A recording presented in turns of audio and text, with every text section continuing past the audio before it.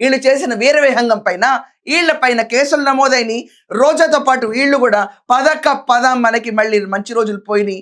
మళ్ళీ ఒకళ్ళు Rajahmundry central jail, రోజా ఎక్కడికి వెళ్తావు నాకు తెలియదు, I really don't know. So వీళ్ళందరికీ మళ్ళీ అంబటి రాంబాబు చెప్పాడు కదా, ఏంటి డైలాగ్ మళ్ళీ ఒకసారి వెళ్ళొస్తా అని జైల్లో చెప్పొచ్చా నేను అన్నాడు. సో అదే రకంగా మళ్ళీ తిరిగి వెళ్ళాల్సిన పరిస్థితి వస్తుంది. I enjoyed the life of Rajahmundry central jail. మళ్ళీ పంపిస్తారా లోకేష్? ఏమై చంద్రబాబు నాయుడు గారు మళ్ళీ పంపిస్తావా? రెడీ.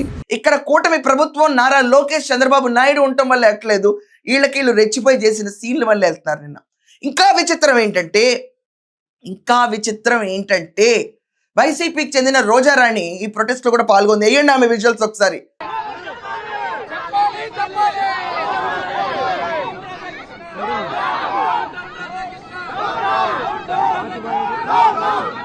ఈమె మహిళల గురించి రాధాకృష్ణ గారు ఏదో దుర్భాషలాడారని ప్రొటెస్ట్ లో పాల్గొంది.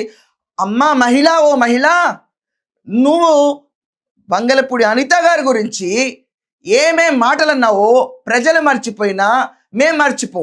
మళ్ళీ ఒకసారి రీక్యాప్ అయ్యండి ఈమె ఎంత బూతులు మాట్లాడిందో. ఒసే అనిత, చింతామణి, చంద్రబాబు నాయుడు నువ్వు ఆదానమంటే నీ బతుకు తుప్పు నాయుడు, ఆ పప్పు నాయుడు. ఈరోజు నువ్వు బయటకు వచ్చి మాట్లాడుతున్నావు. నువ్వు ఆడజాతికే కలకలమని ఎన్నిసార్లు చెప్తున్నా నీకు అర్థం కావటం లేదు అసలు.